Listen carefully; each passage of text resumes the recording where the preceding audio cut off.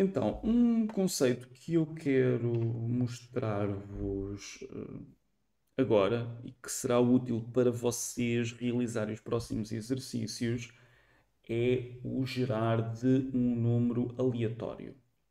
Porque imaginem o seguinte cenário: vocês querem preencher, e vocês não vão precisar de imaginar este cenário, vão ter este cenário daqui a 15 minutos. Vocês têm que preencher um array e esse array tem 1000 posições. Vocês não vão estar a fazer inputs um a um para garantir que o array está preenchido. Não faz sentido. Da mesma forma que também não vão colocar o array inteiro com o mesmo valor, nem nada que se pareça. Portanto, utiliza-se para estes casos uma classe que a própria linguagem já disponibiliza para gerar números aleatórios. Há duas formas de vocês gerarem números aleatórios. O gerar números aleatórios, só aqui em contexto, é algo um pouco complicado do ponto de vista da implementação em si destas classes que eu vos vou mostrar. Porquê? Porque os computadores são máquinas deterministas, não é? Isto não tem previsibilidade nenhuma, e quando temos alguma imprevisibilidade é porque algo não está certo e somos nós que criamos essa entropia, nós ou quem desenvolver o programa. Portanto, os computadores acabam sempre por ser uma máquina determinista, e pedir a uma máquina determinista que gere um número aleatório é uma tarefa não simples. Durante algum tempo, o que se fazia para isso ser possível era recolher, através dos milissegundos do relógio do processador, ou neste caso que o processador tem, a partir desse valor, conseguir gerar um número aleatório. Como era algo que estava sempre em constante mudança e a um ritmo muitíssimo acelerado, dava ali uma boa forma de nós termos números aleatórios. No que diz respeito ao C Sharp, existem duas formas de nós gerarmos um número aleatório. Ambas são através da mesma classe, mas existe aqui uma implementação um pouco mais antiga que se utilizava para gerar esse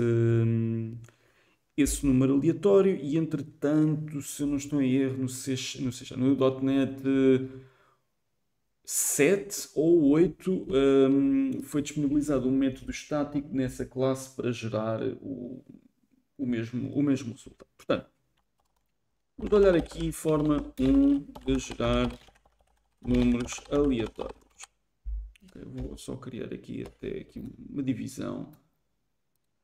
Uma das formas que nós temos é fazendo uso de um objeto da classe random. Portanto, isto era a forma antiga de se fazer, em que nós iríamos à classe random, dizíamos que o objeto iria se chamar random equals new expression, new random.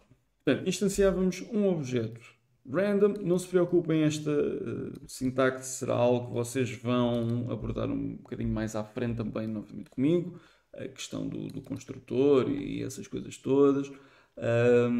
Mas para já fiquem só com a ideia que isto é um objeto. E depois aquilo que nós fazíamos era aceder ao objeto e fazíamos o executar de uma função chamada next, e este next tinha dois parâmetros de entrada que nós tínhamos que fornecer. E o primeiro parâmetro de entrada era onde é que começava o intervalo de números aleatórios que nós queríamos.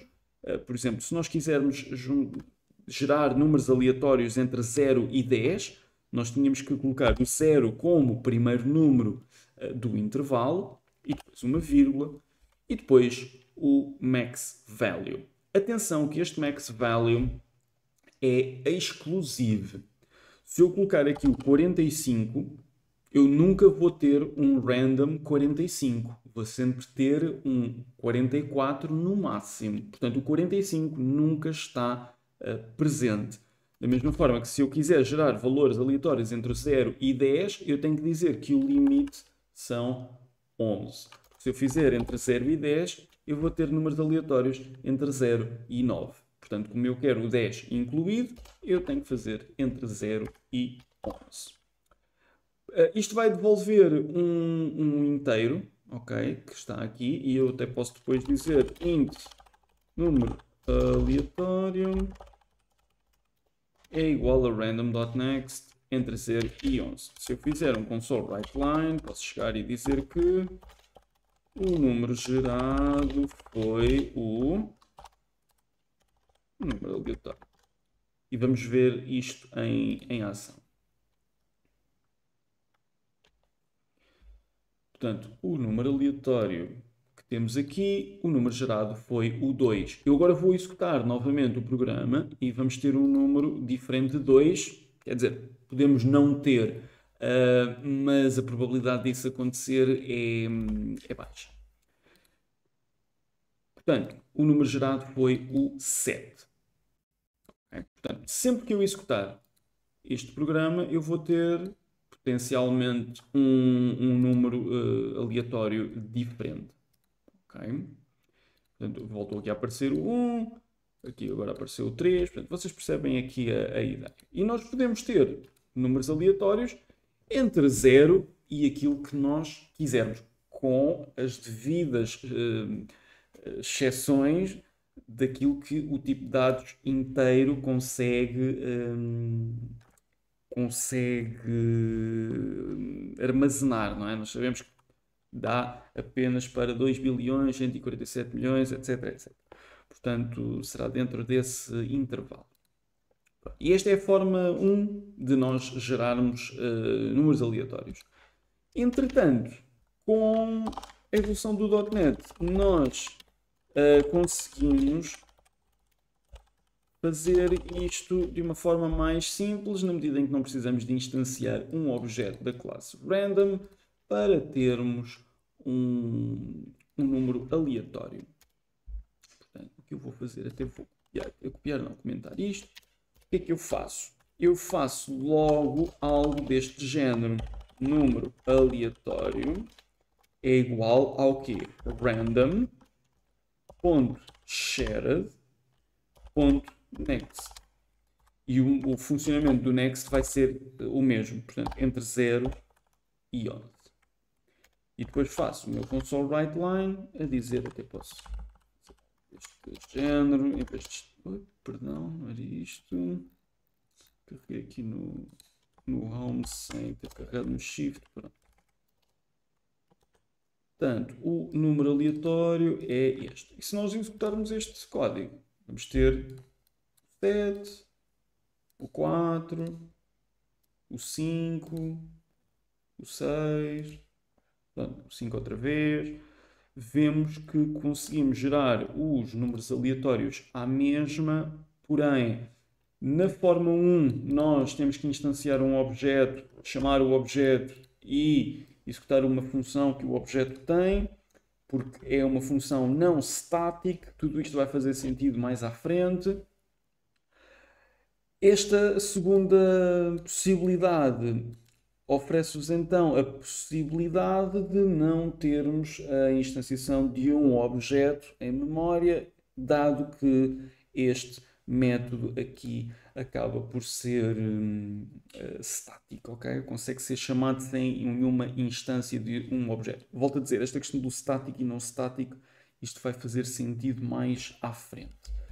Pronto, e essencialmente é isto. Tem aqui a forma mais antiga, tem aqui a forma mais recente de utilizarem esta funcionalidade. Ok? Pergunto, dúvidas, questões?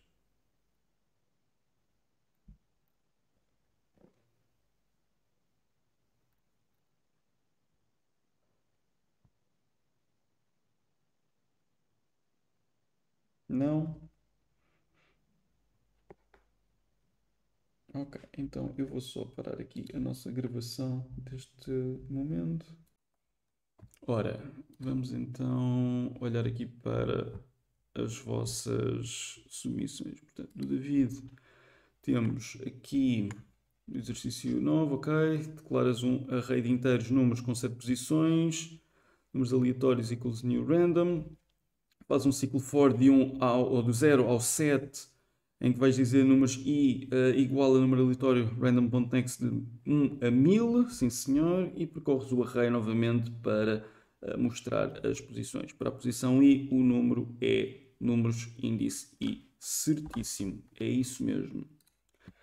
Susana, tem aqui, este programa vai gerar 7 números aleatórios entre 1 e 1000 e indicá-los. Clique numa tecla para prosseguir, depois faz aqui o teu console read key. Declaras um array de 7 posições, um objeto random, depois percorres o array de 0 a 7, ou neste caso de 0 a 6, digamos assim. Armazenador de números aleatórios no índice dado pelo contador vai ser igual a gerador de aleatoriedade.next entre 1 e 1000.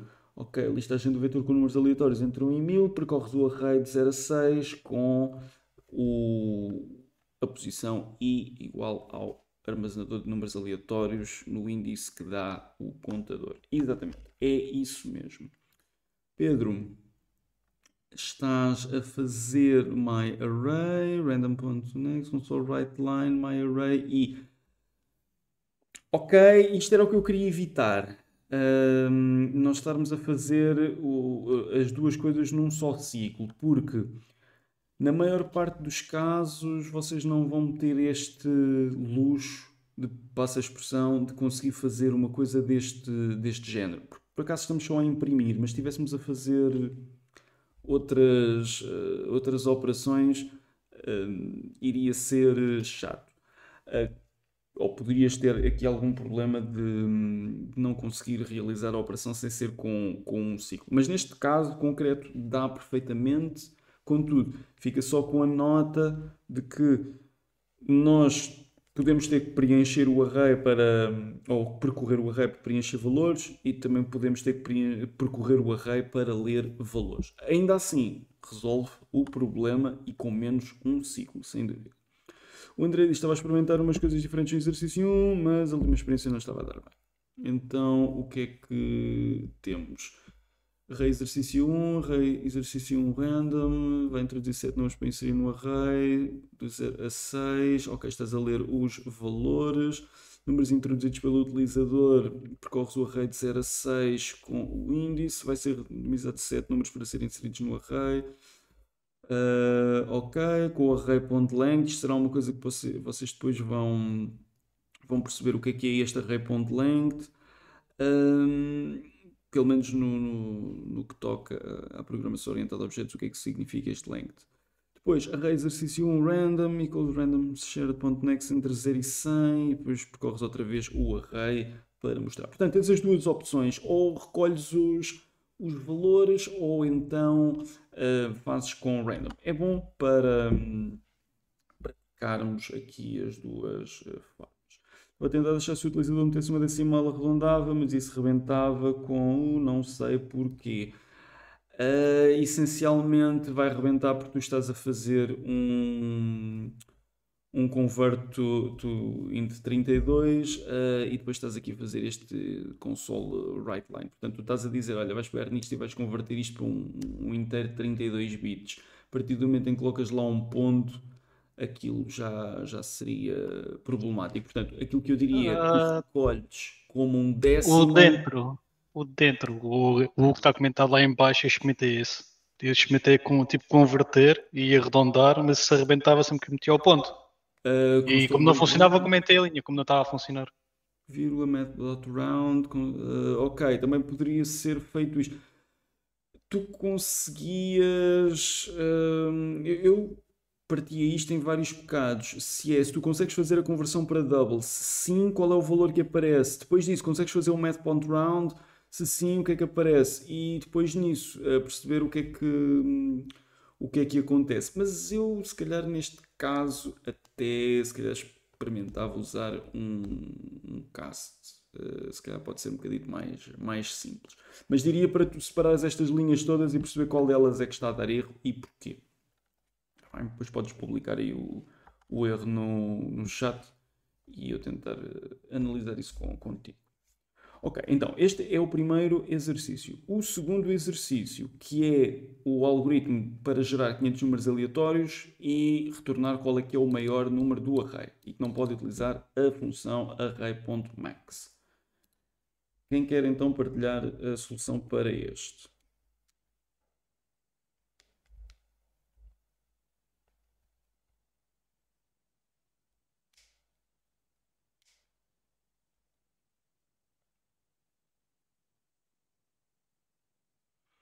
Ora, temos então aqui o Pedro, que fez aqui um array de 500 posições, max value equal 0, percorreu o array para preencher o array com números entre isto e isto. Uma coisa, tu podes evitar escrever este número todo, escreve int.maxValue e vai-te dar este valor na mesma. Portanto, é uma coisa mais descritiva do que é que representa.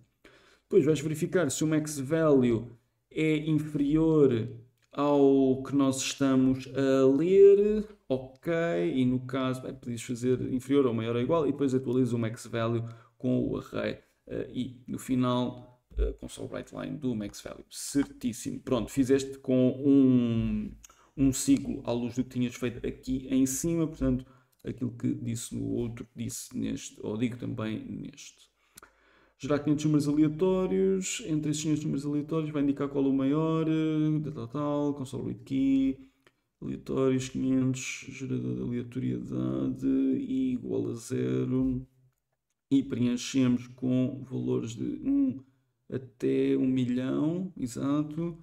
Depois temos aqui 0, 500, vou percorrer outra vez. Atenção que isto aqui não faz nada, este ponto e vírgula aqui.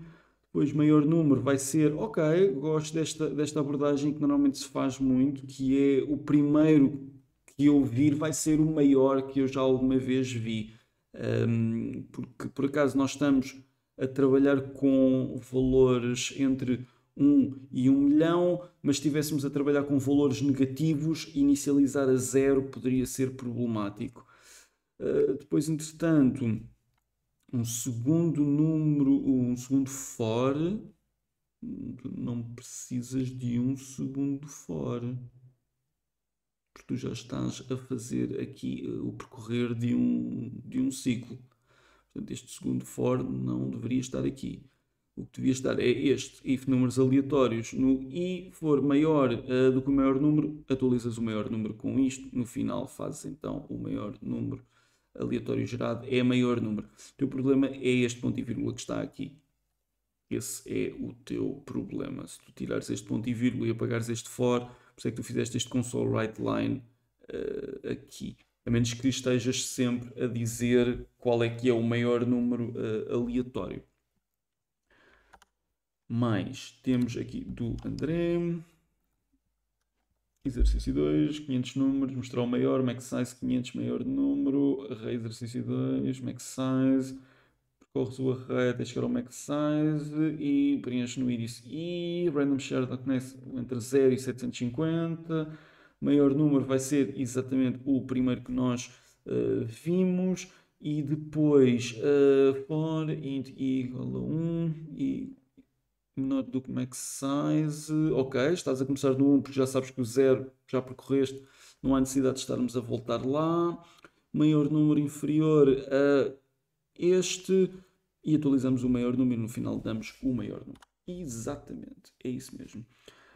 Então string 3.1 was not in correct format, mas ele está a dar com a vírgula mesmo quando o número que inserimos é com, está a dar com a vírgula mesmo quando o número que inserimos normalmente é com pontos.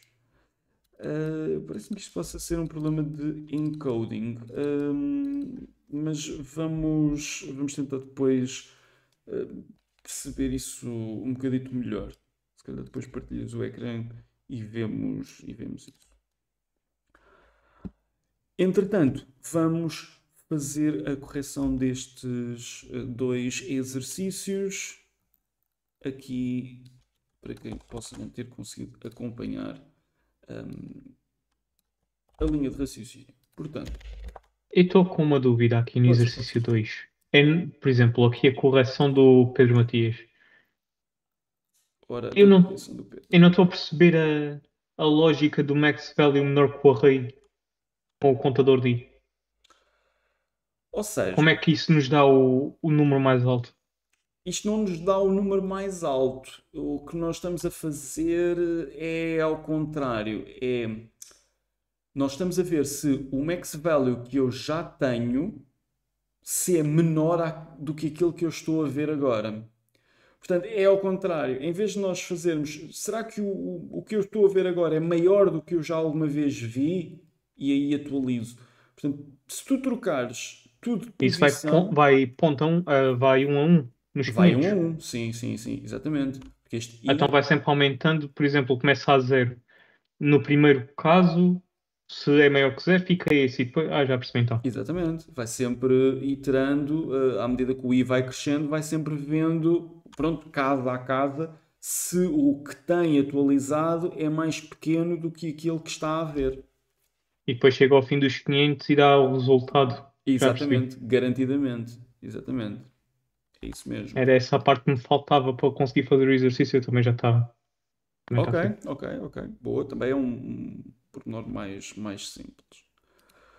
Ora, então, vamos olhar aqui para este exercício 1.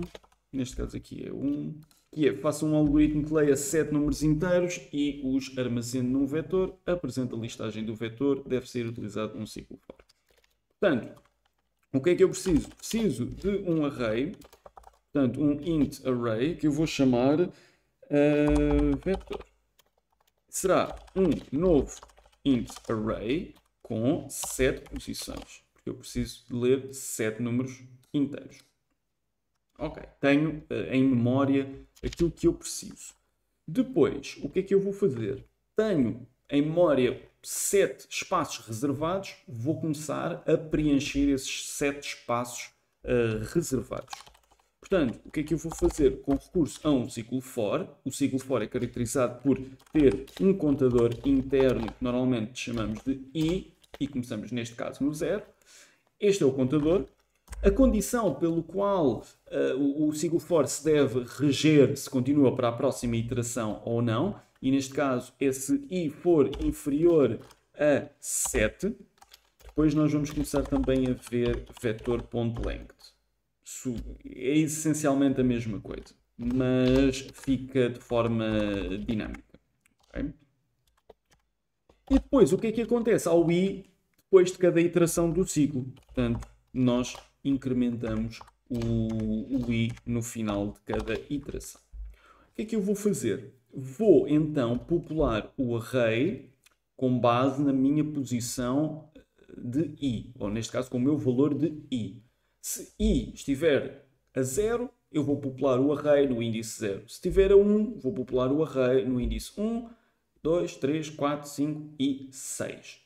O 7 já está fora da condição para que o ciclo continue, então não é populado, e bem, porque um array de 7 posições vai do índice 0 a 6. Então o que eu vou dizer é que vetor com um índice de i vai ser igual a random.shared.next.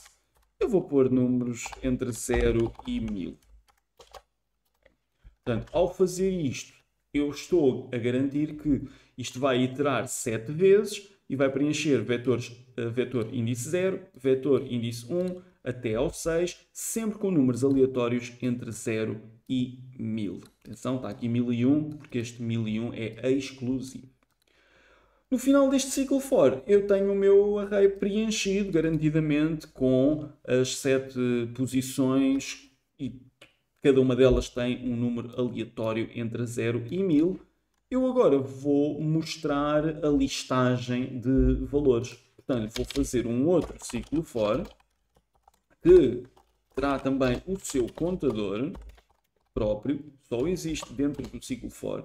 Se eu aqui tentar dizer i igual, reparem, o IntelliSense nem me deixa escrever, mas eu faço aqui um truque. Se eu fizer i igual a 2, vai-me dizer que the name I doesn't exist in the current context. Portanto, este i não existe neste contexto. Este i que aqui está só existe entre esta linha e esta linha.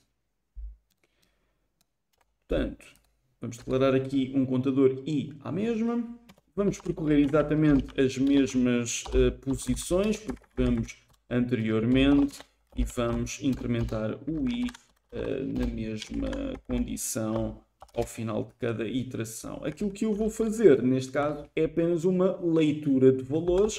Portanto, eu vou dizer, através de um console writeLine, que na posição i existe o valor, e vou dizer que existe o valor, _t, que é só uma formatação bonitinha, digamos assim, vetor, na posição dada pelo i. Portanto, estou a dizer que na posição 0 existe o valor vetor índice 0. No i igual a 1, na posição 1, existe o valor vetor índice 1. E por aí adiante. Executando isto,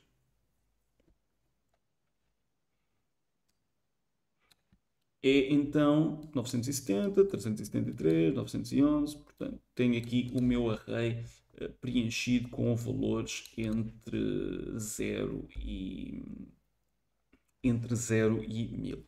Respondendo à questão que tínhamos há pouco sobre,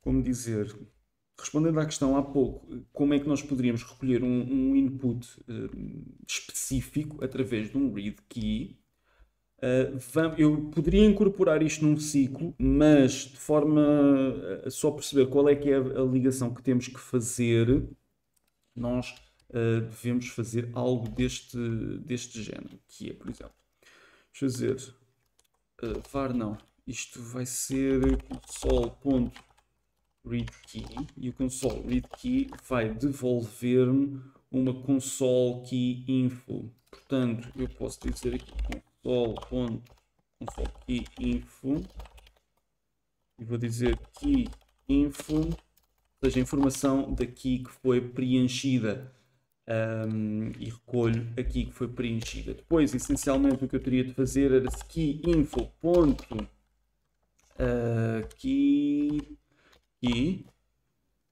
ora key equals console key.enter. Portanto, e neste caso eu faria aquilo que está aqui dentro.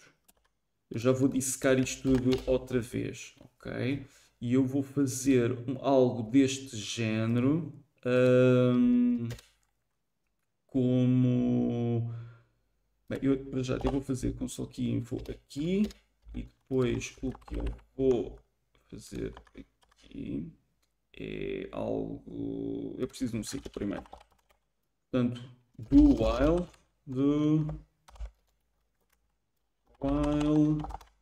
enquanto key info.key for diferente de console key.enter, algo assim deste género, se bem que agora vamos dizer que é console key. Pode ser escape. Vamos assumir que isto já tem um valor. Bem, ele não vai gostar disto porque não estou a fazer o key info. Vamos fazer. Às vezes uma pessoa quando quer estar aqui a inventar, salvo seja, pois é sempre um bocadinho mais complicado, mas vamos fazer desta forma. Aqui o ponto key. Não estamos ainda a ler. Vamos dizer console writeLine. Pressione a tecla Enter para continuar. Eu vou só fazer isto aqui com alguns testes e no final eu já explico aqui o código todo, que é mais simples. Depois, o que nós vamos fazer é dizer keyinfo.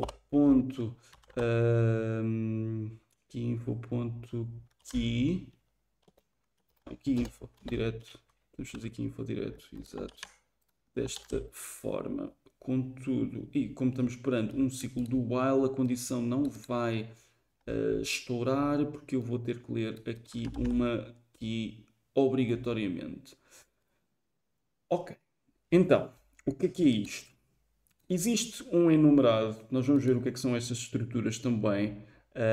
Neste caso até acaba por não ser um enumerado, é uma struct, é diferente de uma classe, é tratada por value type e não por reference type. Mas este console key info registra informações sobre uma tecla que tenha sido preenchida.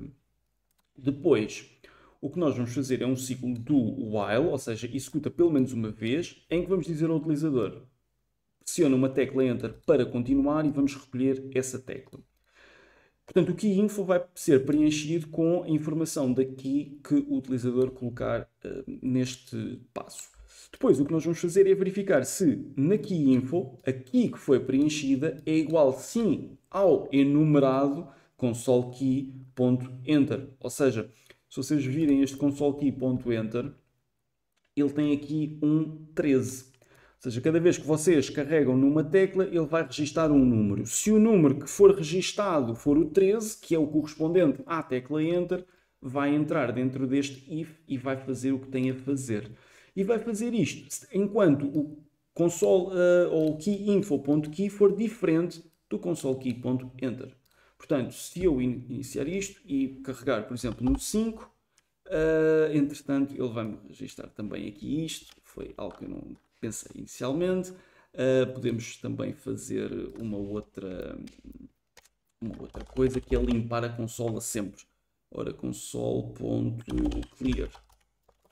E desta forma não temos esse problema. Portanto, pressiono a tecla Enter para continuar. Se eu carregar no 4, ele vai-me sempre dar aqui outros números. Vocês veem que é escrito e depois apaga. Se eu carregar no Enter, é feito aquilo que eu preciso que seja feito. Tá bem? Portanto, é desta forma que vocês poderiam fazer verificar o Enter propriamente dito. Tá bem? Isto respondendo à questão que tinha sido lançada no início pela Susana. Tá bem? Ficou mais claro, Susana, do que é que precisavas de fazer?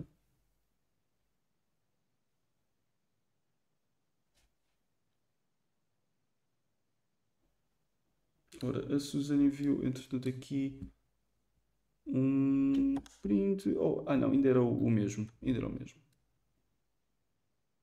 Ok. Então, eu vou fazer o seguinte: eu vou dar o print screen disto, que é a resolução do exercício 1. E vou copiar aqui para o chat. Exercício 1. Depois eu vou fazer um print de tudo, que é o exercício 1 com a leitura de um caractere. Exercício 1 com a leitura de caractere específico. E aqui fica. Relativo a esta parte que temos aqui, alguma dúvida, alguma questão, algo que queiram perguntar? Eu fiquei sem perceber porque é que temos de fazer dois fors, qual é que é o problema que pormos simplesmente o console write line dentro do primeiro for, que problemas é que isso nos pode dar? É assim, problemas não te vai dar em circunstância como a que temos aqui, não é necessariamente um problema. Agora, muito provavelmente nós queremos ter os dados todos primeiro do nosso lado e vamos ter os dados todos primeiro do nosso lado antes de executarmos algum tipo de processamento sobre esses mesmos dados. E é só por esse motivo que vocês fazem dois ciclos for. Porque vai haver uma instância em que tu vais ter que, se calhar, preencher isto tudo e enviar este objeto para uma outra função, ou para uma outra classe, ou para uma API, ou para o que quer que seja, e alguém vai ter que receber essa informação e vai ter que trabalhar. Portanto, no scope daquilo que estamos a fazer aqui, tu fazeres isto e depois fazeres um console write line aqui e seguires com a vida para a frente, não há problema. Contudo, aquilo que é de objetivo neste exercício é vocês saberem que têm que percorrer um array quando querem preencher valores e saber como o fazer. Da mesma forma, percorrer um array quando queremos ler valores. Agora, tu juntaste as duas coisas num só ciclo. Aliás, do ponto de vista de processamento, está otimizado até face a uma coisa destas. Mas aquilo que depois acontece na prática nem sempre é uma situação assim tão clean que possas fazer com um só ciclo. Ok? Ok, só queria evitar ganhar maus hábitos. Certo. Isto, neste caso, se tu estiveres a fazer num scope muito fechado como é este, isto que está aqui seria um mau hábito. Agora, se vais depois enquadrar isto numa estrutura já mais complexa, em que tu tenhas uma API, tenhas o preenchimento de um for já num front-end ou algo do género, e vais ter que andar a passar objetos de um lado para o outro, dificilmente tu vais ter todo o contexto necessário para fazer tudo num só ciclo. Mas é bom teres essa percepção de não estarmos a duplicar ciclos de processamento e otimizar sempre que possível. Contudo, às vezes não é... Ou seja, às vezes a circunstância dita que nós não vamos conseguir fazer a coisa da forma mais otimizada possível. Ok? Não é o caso disto, obviamente. São exemplos muito simples. Ora, mais dúvidas ou questões?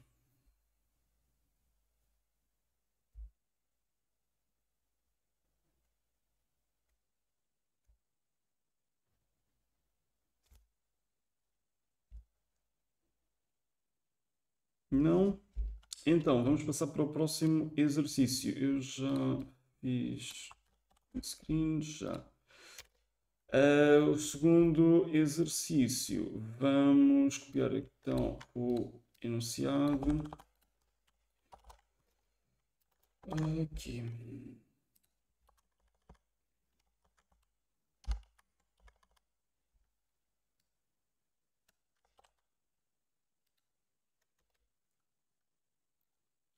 Ora, então, precisamos de criar um algoritmo que gere 500 números aleatórios e os guarde num vetor. O programa deve retornar qual é o maior número do array. Não podemos usar a função array.max. O que é que vamos então fazer? Declarar à mesma um array de inteiros chamado vetor, pode ser a mesma. Será então um novo array de inteiros, neste caso um int array com 500 posições e temos os 500 espaços preparados para popular com resultados. À semelhança daquilo que fizemos anteriormente, vamos fazer um ciclo for para preencher o array, portanto, i igual a 0 e inferior ao limite de resultados, portanto, que nós queremos, que são 500, e incrementamos o i no final de cada iteração. Portanto, como é que nós vamos preencher o array, tal como fizemos no exercício anterior? Vamos dizer que vetor dado o índice i vai ser igual a random.shared.next entre 0 e pode ser 1001 novamente. Quer dizer, para termos aqui mais margem, vamos fazer um número maior. Fazer 100.000. Só porque entre 500 números entre 0 e 1000, pronto, vai ser um bocadinho mais restrita a amostra. No final deste ciclo for eu tenho o meu array preenchido e vou a seguir então verificar qual é que é o maior que eu tenho para esta amostra. Portanto, vamos fazer aqui um ciclo for e inferior a 500 e mais. Portanto, fazemos o array novamente e aquilo que nós vamos verificar é o seguinte.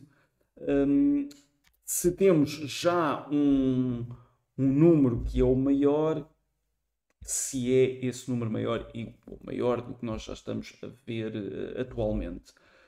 Portanto, como é que nós podemos fazer isto? Podemos declarar uma variável onde vamos armazenar qual é que é o maior número que já vimos.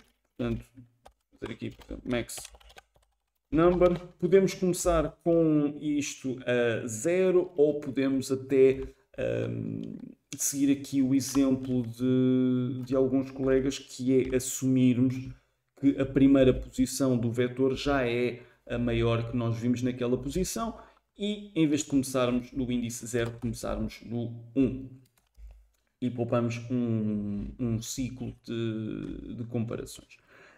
Podemos fazer isto. Portanto, vamos dizer que será vetor no índice 0. Portanto, o primeiro número que está no vetor vai ser sempre o maior que eu já vi naquele momento, não é? Só depois, quando eu continuo a percorrer o array, é que eu vou verificar se esse max number vai ter de ser alterado ou não. Portanto, a cada posição do array eu vou verificar se o o vetor na posição dada pelo i vai ser maior do que o max number. No caso disto ser verdade, eu vou atualizar o max number com o vetor na posição i. Okay. No final deste ciclo, eu vou ter na variável max number o maior número já registado neste array. Portanto, vamos fazer aqui algo como o maior número verificado foi e fazemos algo deste género. Foi max number. Ok? E então vamos executar isto. Portanto, o maior número que eu verifiquei foi o 99.815. Portanto, foi o maior número aleatório gerado. Relativo a este exercício, dúvidas, questões, qualquer um perguntar?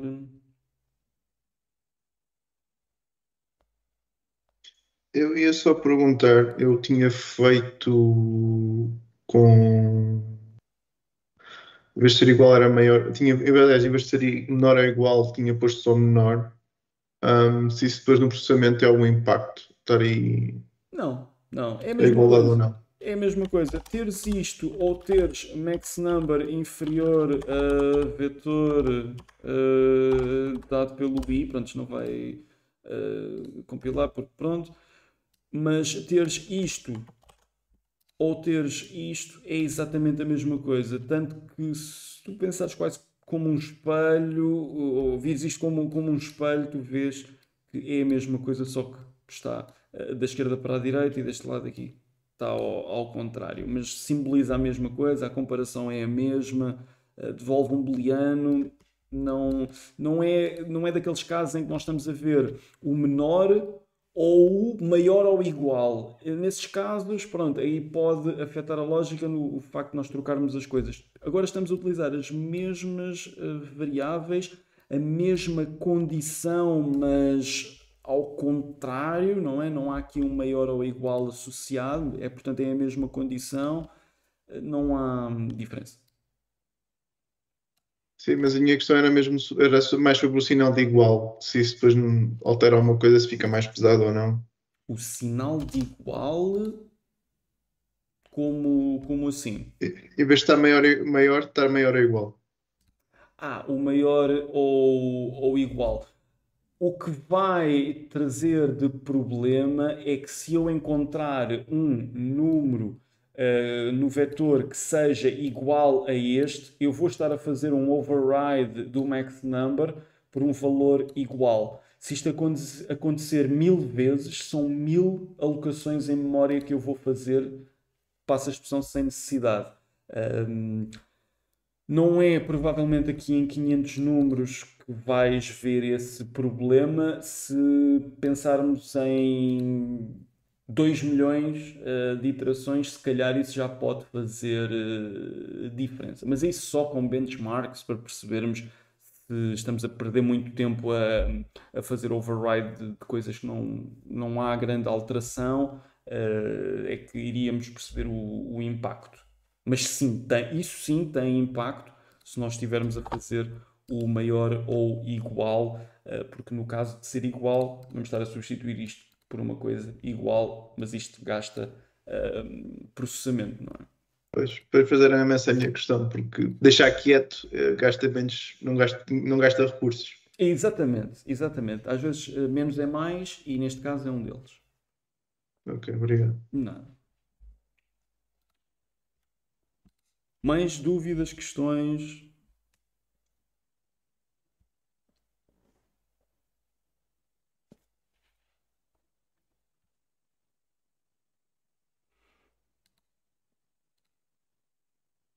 Não?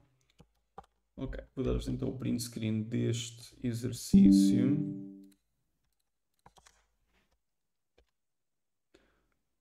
E, perdão, não escrevi aqui exercício 2.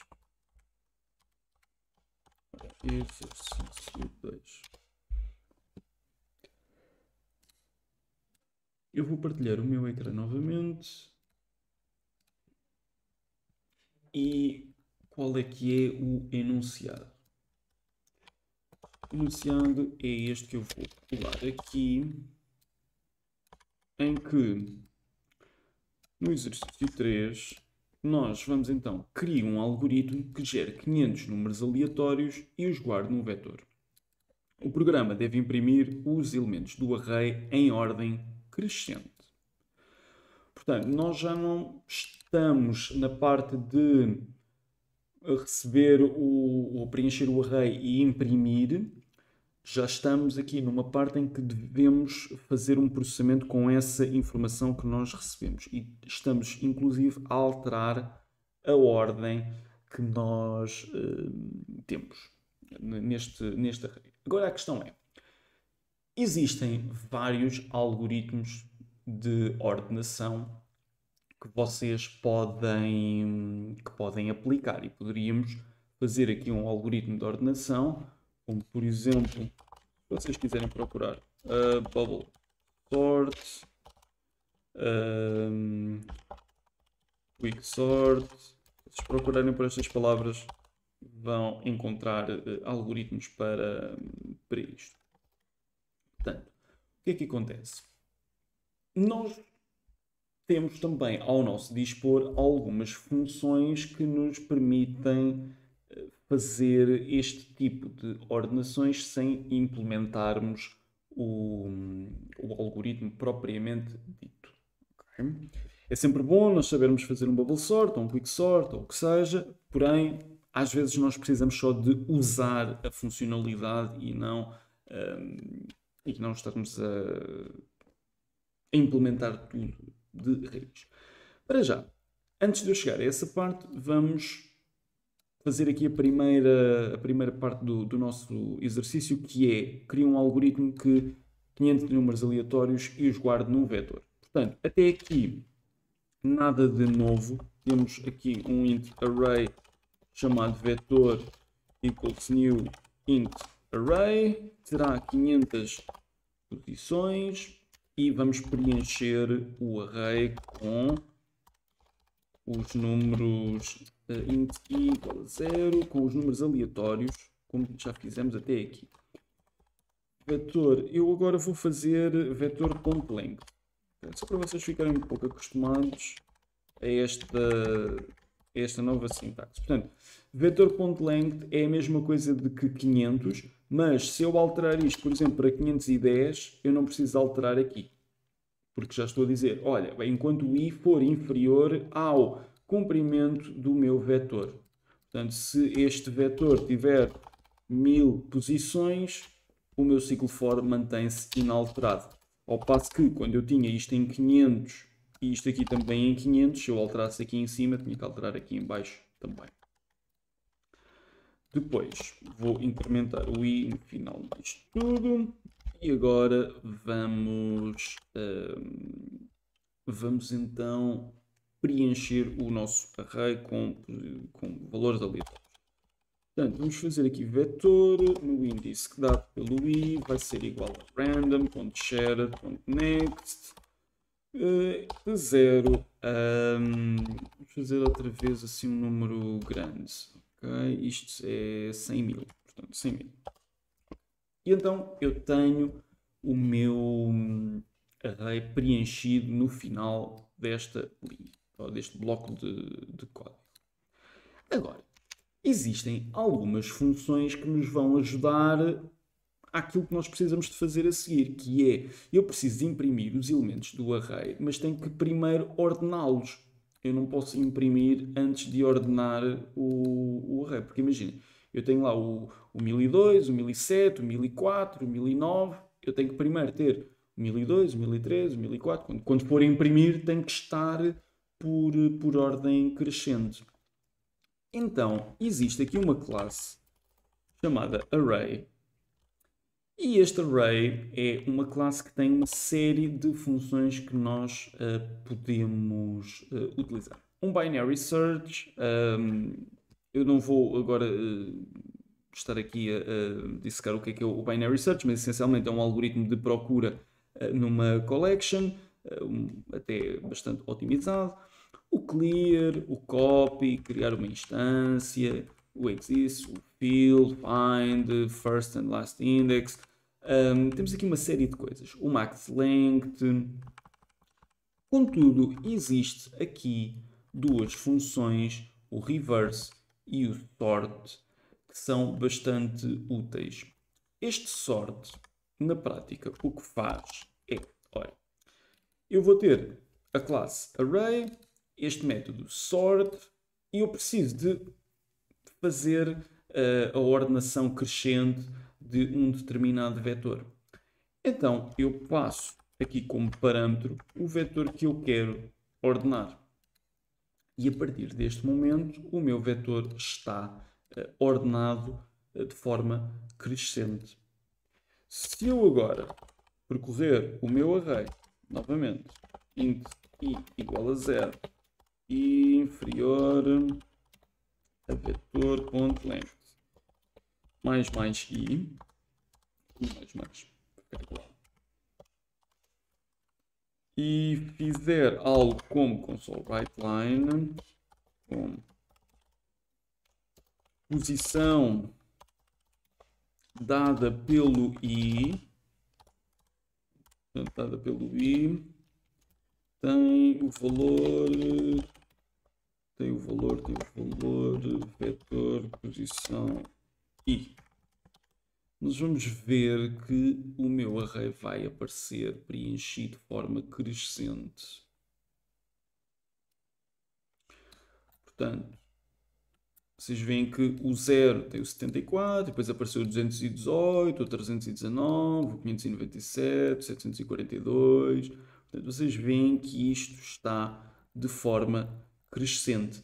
Ao passo que, se eu comentar esta linha e não fizer esta ordenação, nós vamos ver aqui os valores aleatoriamente, não é? À medida que são gerados, são incluídos nas diversas posições e, neste caso, estão aleatórios. Contudo, se eu tiver o meu array.sort, eu já tenho então, e é importante porque mesmo os índices ficam alterados. Portanto, este 53 se calhar estava numa outra posição qualquer, que não a 0, e passou a estar mesmo na posição 0. Okay? Se vocês fizerem um debug a isto, vão ver que no índice 0 tem lá o 53, no 1 tem o 104, etc, etc.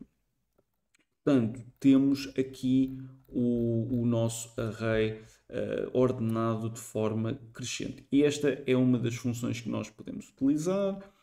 Existem também aqui outras funções que nós podemos fazer. Imagine, eu neste momento tenho o meu array ordenado de forma crescente, mas imaginem que eu quero de forma decrescente.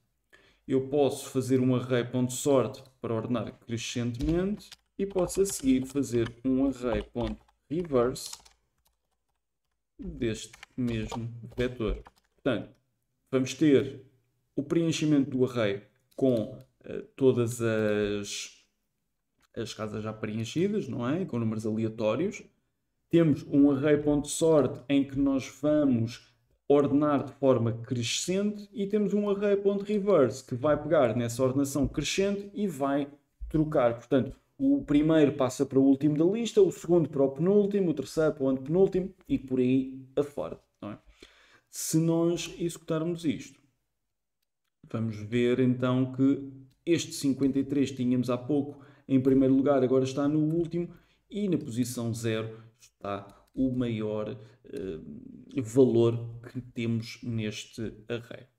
Okay? Portanto, estas são duas funções que vocês podem utilizar para fazer ordenação destes valores, okay? Quando estiverem a trabalhar com arrays, depois quando estivermos a trabalhar com listas e coisas do género, já podemos utilizar o link que vai organizar aquilo por propriedade, enfim, isso ficará mais para a frente. Esta é então uma das outras funções que eu queria mostrar, o sort e o reverse. Outra coisa que eu vos queria mostrar ainda relativamente aos vetores, porque ainda há pouco eu estava aqui a dizer uma coisa deste género. Não podem utilizar a função array.max. E vocês dizem, ok, então o que é isto da função array.max? Imaginem que eu tenho o array preenchido, eu vou comentar isto, não vou estar a organizar. Eu posso declarar aqui numa variável inteira o max value e fazer algo como vetor.max.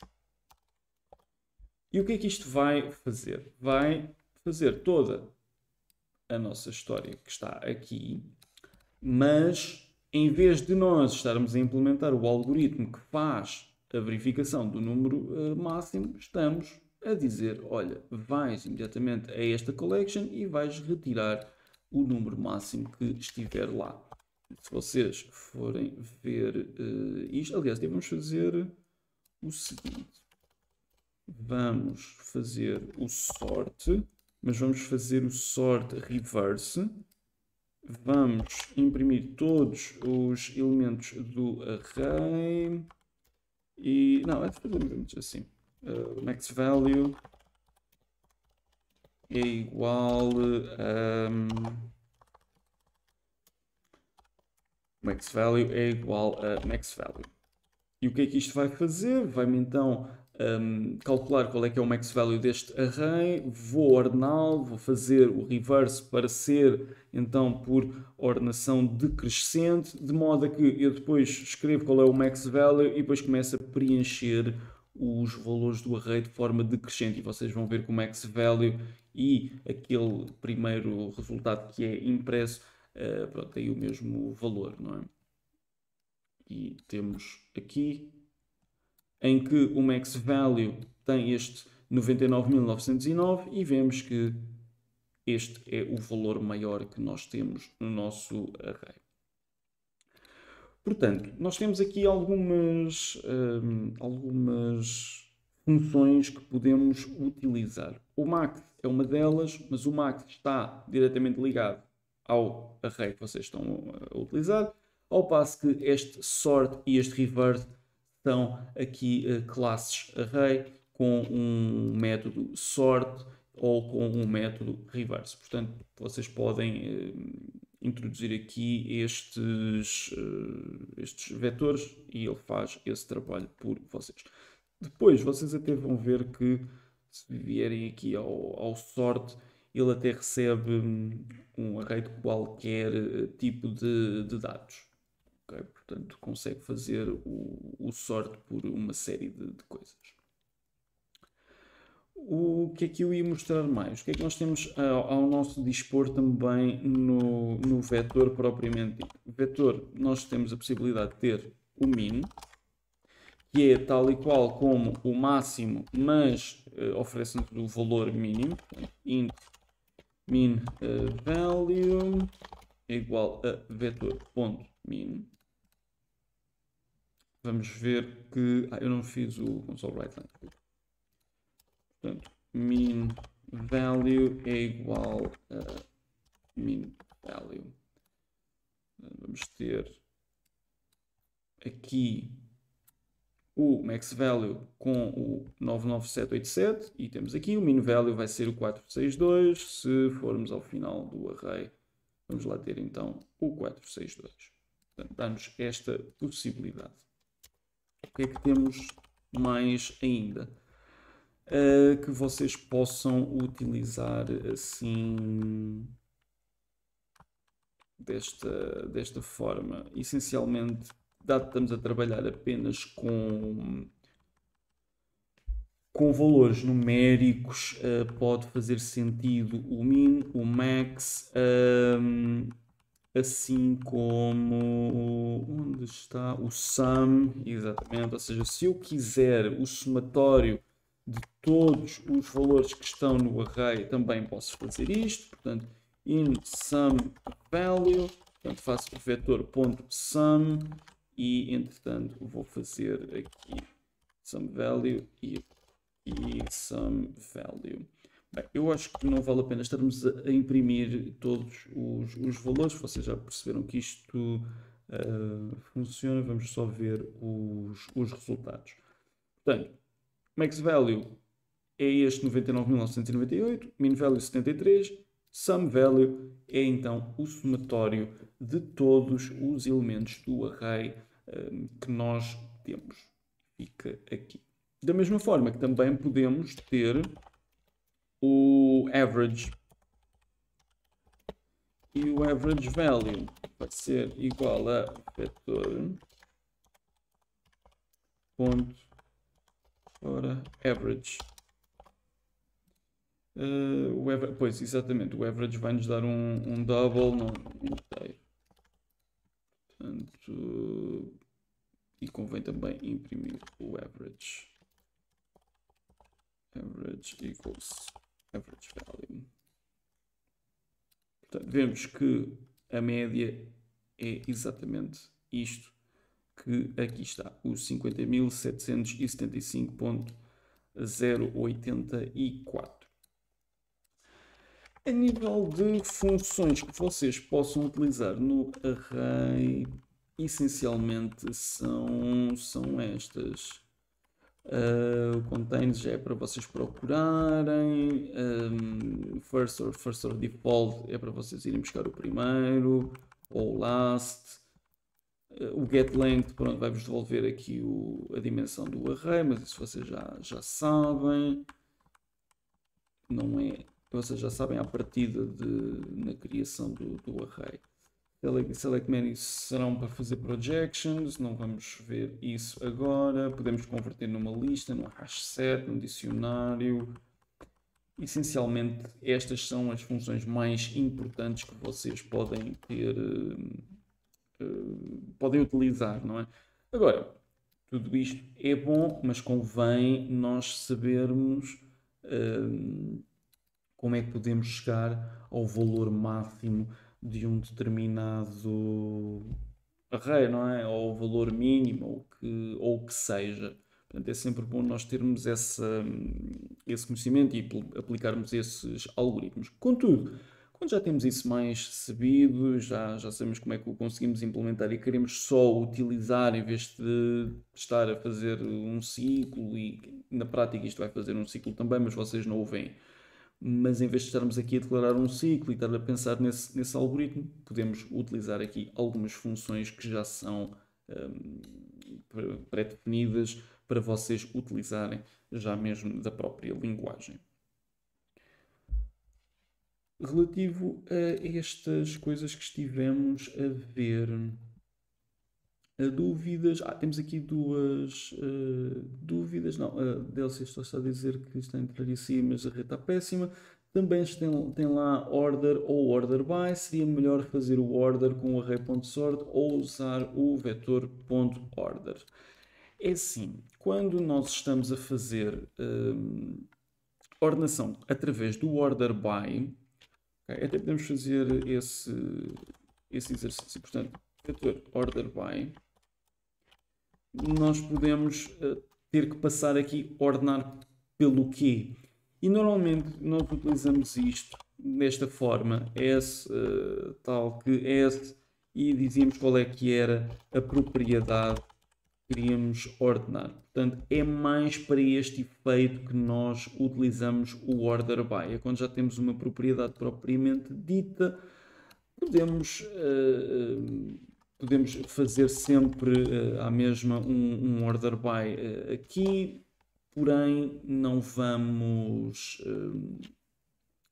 obter assim grande questão. Até porque o order by não te vai garantir que os índices são trocados. Portanto, tu consegues ordenar a collection, mas os índices são mantidos na mesma. Okay? Então, é mais por esse efeito que nós utilizamos o array.sort para termos os índices também certos neste caso. Tá bem? Mais, e também tens o order by descending quando queres fazer ao contrário. Okay? Nós podemos fazer algo assim desse género.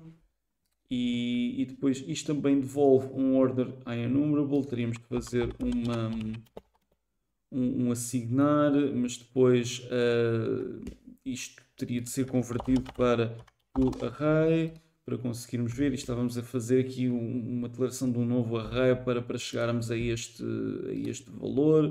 Portanto, acho que fica um bocadinho mais verboso, com mais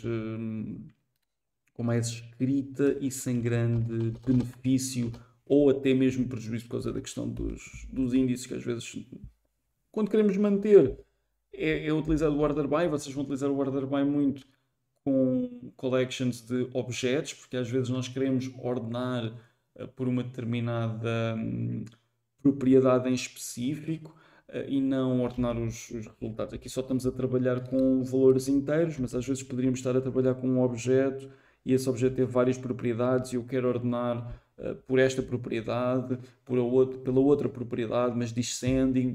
Aí utilizamos o order by com o link.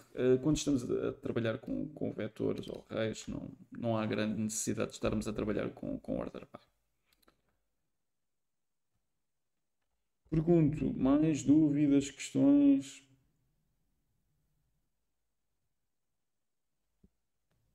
Eu ia só perguntar há bocado, quando estávamos a ver os exercícios, mencionaste que no limite do random share, em vez de estar a escrever o número. Já me lembro. Podes, em vez de fazer random.share.next e escreveres o limite, tu podes fazer tipo de dados, a constante, max value. Portanto, ao fazeres isto, tens a garantia que estás a colocar este max value que aqui está. Portanto, é uma constante que existe para este tipo de dados. Se nós formos aqui ao struct int32, temos lá duas constantes. Uma é o max value com este max value e uma é o min value com este min value. Portanto, podes fazer uso destas constantes em vez de estares a escrever este valor ou este valor. E isto é válido também para os outros tipos de dados, creio. No Windows sei que existe o decimal max value.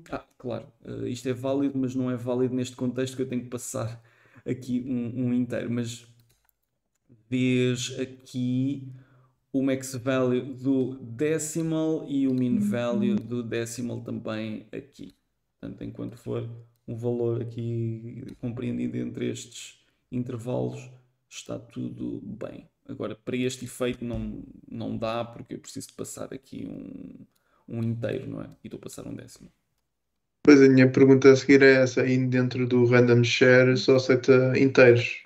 É sim, ele tem dois overloads, vamos ver o que é que são estes dois overloads a seguir, mas essencialmente tu vais conseguir passar, até é melhor vermos não na implementação, mas vermos imediatamente aqui. Portanto, tu consegues passar um inteiro e consegues passar um inteiro com min value e um inteiro max value. Portanto, tens duas opções.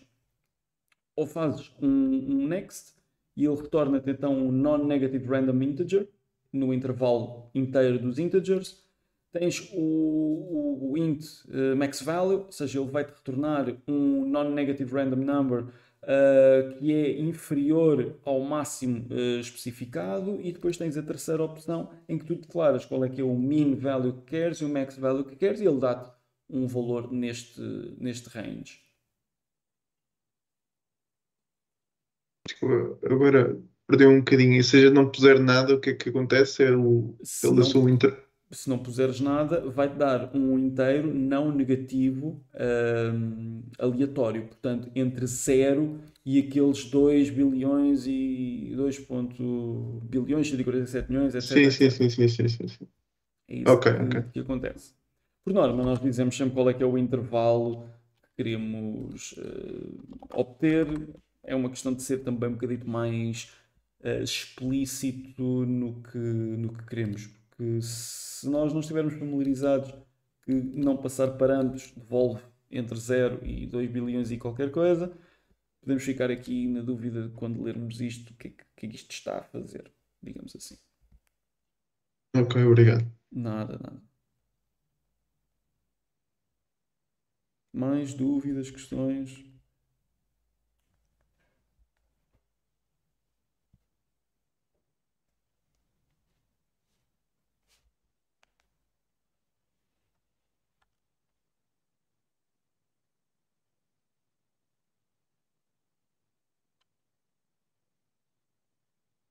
Não? Ok.